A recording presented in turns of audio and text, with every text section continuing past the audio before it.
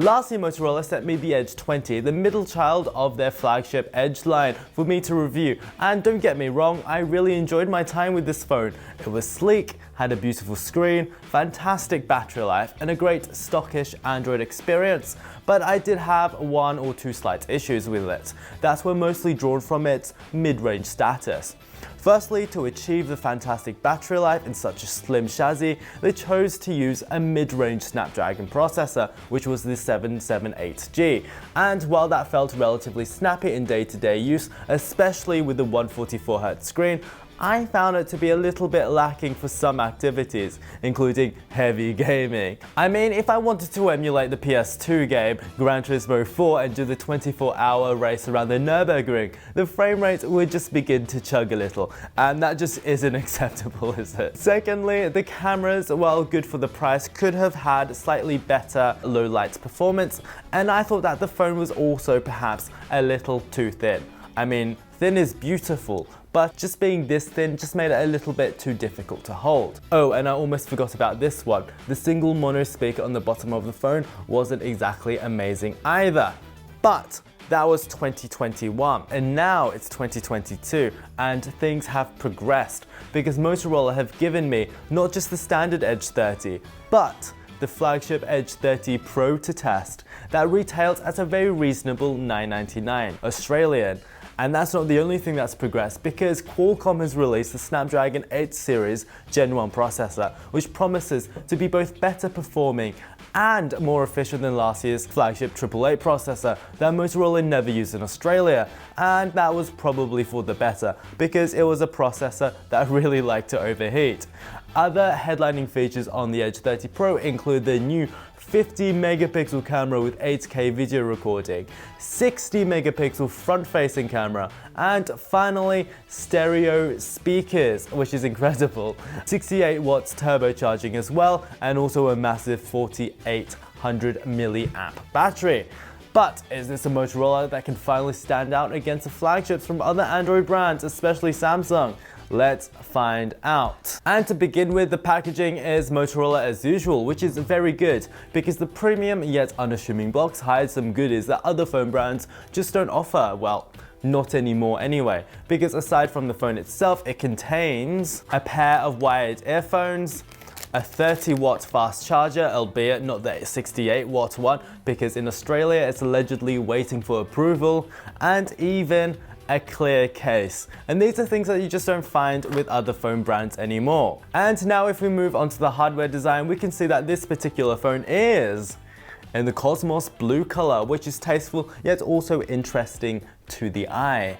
Like the more expensive Samsung S22, it's a mixture of polycarbonate and glass that keeps this 6.7-inch phone relatively lightweight. The build quality feels pretty impeccable, and yet the phone still only weighs 196 grams, which is a lot lighter than the iPhone 13 Pro Max, which is a similar size. To house the larger 4800 milliamp battery, which is fairly sizable, the phone is somewhat thicker than last year's phone, but it's also more rounded, which actually makes it feel a bit nicer to hold. And it also hides the camera bump a lot better. Interestingly, like last year, all the buttons are placed on the top right hand side of the phone, which can take some time to get used to, but you get used to it quite quickly.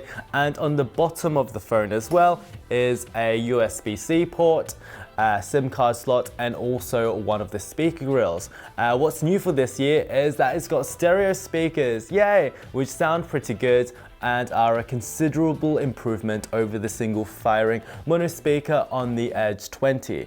And now let's move on to the screen, which in my opinion is one of the most impressive parts of the phone. Motorola has been doing some great screens recently, and this one seriously does not disappoint. So the screen is a Full HD 6.7-inch OLED with quite remarkable features. Firstly, it's 10-bit, which means that it can display over 1 billion colors instead of the 17-ish million of an 8-bit display like on the Samsung S22.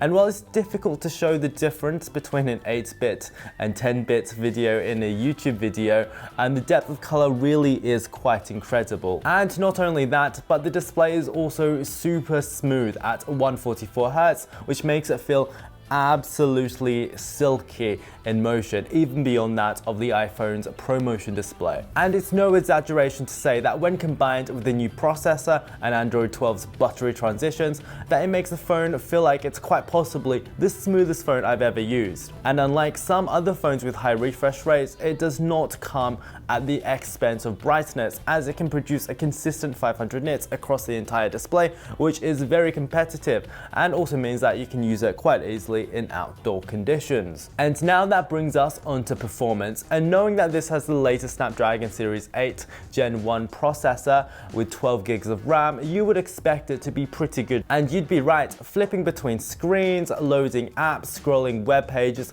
and multitasking all feels fantastic, with barely a stutter to hinder progress. Android 12 with its fresh new design is a perfect match for the hardware, and the few modifications that Motorola has added only adds to the experience. The gestures, for example, including the chopping motion to turn on the torch, and also the twisting motion to access the camera, is as delightful as ever. And Ready For, which is a feature that allows you to stream your phone onto a television and even turn it into a desktop experience, is something as well that also has great potential. And the speedy navigation through Android also carries on to the gaming performance. Now we could test this with the usual array of mobile games like Asphalt 9 or Real Racing, but I feel like that we've reached the point where most mobile games just don't challenge phones the way that we need to. So I wanted to push this phone to the absolute max and see if it could pass the ultimate test, emulating PS2 games. Now, if you think that I've gone a little bit crazy, you've got reason to think so, because for the longest time it's been a pipe dream to play PS2 games on the go. For example, my MacBook struggles with the task to this very day.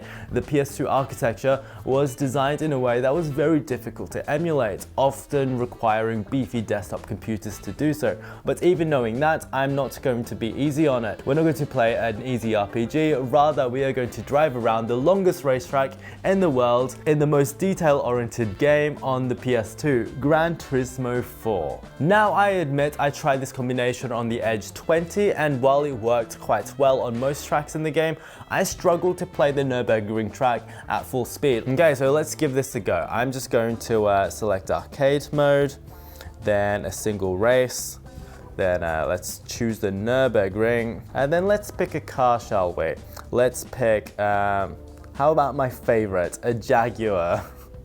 And let's go with the XKR in, British Racing Green looks pretty good, doesn't it? And let's go. Okay, let's just ignore that I'm playing a racing simulator with touchscreen controls, and let's just admire the performance. So far it's running at 100% speed, which is incredible, and it just looks really good.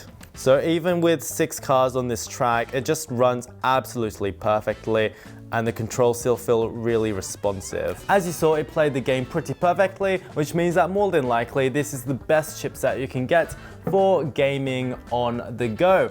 And this brings us onto battery, and don't get me wrong, if you really want to stress this 4800 milliamp battery, you can, because when you're taxing the processor, like when you're playing Gran Turismo, you can drain the battery in around maybe 4 hours.